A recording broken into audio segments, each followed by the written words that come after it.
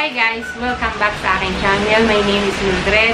At kung ikaw ay bago sa channel ko, please subscribe to my channel. The topic natin for today is vaginal yeast infection. Okay, let's talk about makating, ari, or puwerta. Okay, ang vaginal yeast infection is a fungal infection sa ating down there. Okay, so kaya tayo nagkakaroon ng vaginal yeast infection dahil nawawala yung natural pH balance ng ating down there. Napaka-common ito sa ating mga kababaihan, especially yung mga pregnant, yung mga diabetic patient, yung mga nagtitake ng antibiotics, yung mga stress dyan. Disclaimer lang guys ha, hindi ako doktor or hindi ako expert. Base lang ito sa mga experience ko and gusto ko lang i-share yung aking karanasan at kung paano ko ito nagamot sa natural na paraan. So, magbabasa ako ng mga comment tungkol sa itchy down there. So, ito, iba't ibang klase ng pangangati and baka ikaw ay isa sa nakakaranas nito. And ayaw mo rin pumunta ng OB dahil alam naman natin na pag pumunta tayo sa doktor ay napakamahal at resetahan din tayo ng mga gamot na mahal. Okay, let's begin. Ang una kong babasahin ay kay Bea Ferrares. Ngayon, Makati yung private part ko. Pagkagising ko kaninang umaga, parang may mga puti-puti akong nakukuha. Kapag umiihi naman ako ay naguhugas naman ako. Sobrang kati talaga. Ayan. Stress siya or baka siya ay buntis or baka siya ay allergy sa mga ginagamit niya sabon, sa mga ginagamit niyang panty liner, sa mga ginagamit niyang napkin, yun, na-allergy siya doon. June Deragera. Paano naman yung may redness na po? Ayan. So, siguro namumula. Namumula sa kakakamot dahil makati. Kailangan mo itong gamutin. Pwedeng yung calmosectin cream. Ito yung calmosectin cream ay pwede lang dun sa mga minor. Minor lang yung kanilang nararanasang pangangati. Kapag minor lang, ibig sabihin, isa lang dun sa mga sintomas. Next, kay Ervinabla. Makati din po yung puwerta ko. Hindi ako makatulog sa gabi. Wala naman pong lumalabas na mabaho, pero sobrang kati niya at mahapdi. Naiiyak na din ako sa sobrang kati kasi hindi ko alam kung anong gagawin sa nararamdaman kong ito. At tapos, pakiramdam ko ang kapal-kapal na po ng puwerta ko dahil sa kakakamot. Ayan, ito yung talagang napakahirap kapag nararamdaman ito. Yung wala kang magawa, tapos hindi mo alam kung paano siya gagamutin. Kailangan na niya gumawa ng natural remedies, which is yung bawang remedies na ginawa ko at itinuro ko sa inyo. Super effective niya. Charlie Nikizon. Makati po yung private part ko. Tapos, nagbi-discharge po ng yellowish. Ayan. Yes, infection din ito. Naman yung iba, nasusugat na. Ang sabi nila, nasusugat na gawin sa kanila. Tapos, namamagana, namumula. Dahil nga sa kakakamot. Dahil ito ay talagang sobrang napakakati. So, sabi ko, ang gagawin lang ay yung garlic remedies. Which is yung mag-i-insert ka ng bawang sa puwerta. Overnight mo siyang nakababa doon bago mo siya tanggalin kinabukasan. Ito naman kay Christine Azelona.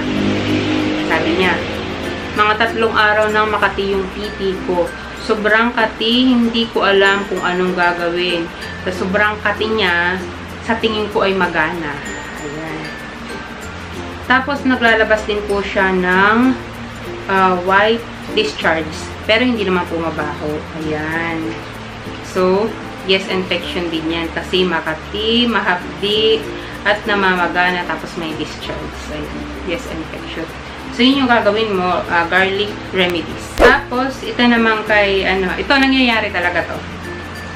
Kay Marlo de la Cruz. Sabi niya, Lactaseed product po ang ginagamit ko, matagal na. Tapos, nitong week na to, gumamit po ako ng Gynepro. Yun yung kulay pink na Gynepro. Maganda din yun. Tapos, ayun, nagkaroon na po ako ng yeast infection. Ibig sabihin, hindi siya hiyang dun sa Gynepro na ginamit niyang feminine wash.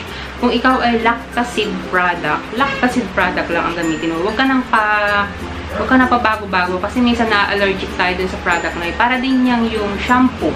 Kapag Sunsilk yung ginamit natin, tapos gumamit tayo ng Head and Shoulder, minsan nalalagas yung buhok natin, kinakati tayo. Yan. Kaya kung ano yung ginagamit nyo, huwag nyo nang palit-palitan. Si Bibili Lasso, sabi niya, ako po, 1 year nang may puti-puti sa taong there. Dati po, makati siya, pero nagamot ko na yung pangangati. Pero, may puti-puti pa rin po ako nakukuha. So, kung yung puti-puti yung pinoproblema mo, is normal lang yun. Wala ka nang dapat problemahin pa. Wala kang infection, wala kang allergies. Kasi yung puti-puti is normal lang po yun. Yung white discharge ay normal lang sa ating mga kababaihan. Okay? So, sabi niya, normal po ba na namamaga na dahil sa kati at mahapdi? Hindi siya normal. Hindi normal dahil ikaw ay may infection. Yan yung mga simptomas. Makati, mahapdi, at namamaga. So, kailangan mo gawin yung garlic remedies or kung effective naman sa'yo yung Calmosectin cream, yun na lang yung iyong gagamitin. Parehas yun, effective. Meron kasing iba na hindi daw tumatalag sa kanila yung Calmosectin cream, kaya pumupunta sila sa garlic remedies. Sabi ni, sa'yo lang ako asawa ko. Pwede po ba yan sa katulad kong buntis? Yes po. Pwede po ito sa mga buntis. Next, kay Madeline Plaza.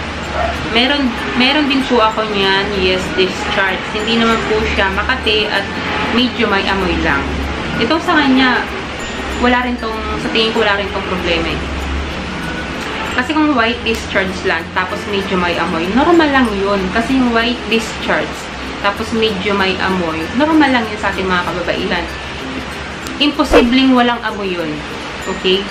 Okay, ito naman kay Flora May Alpuerque. Ang sabi niya, pag nakain ako ng seafood or manok, nagkakaroon ako ng pangangati sa private part. Sobrang kati. Ayan. Ibig sabihin, allergy siya sa mga kinakain niya. So, meron naman pwedeng inumin kapag ikaw allergy sa mga pagkain. Ayan. Pero kung ayaw mo namang maramdaman yung pangangati na yun, huwag ka na lang kumain or iwas-iwas na lang. Siguro konti-konti lang. Ayan. Pero much better wag na kumain dahil alam mo naman na yun ay nangangati sa iyong router. Okay. So, sa mga namumroblema dyan ng kanilang private area, ito na yung solution sa inyo. Pwede nyo subukan yung aking home remedies or pwede kayong bumili ng Calmosectin cream. So, maraming salamat sa panonood at hanggang sa muli.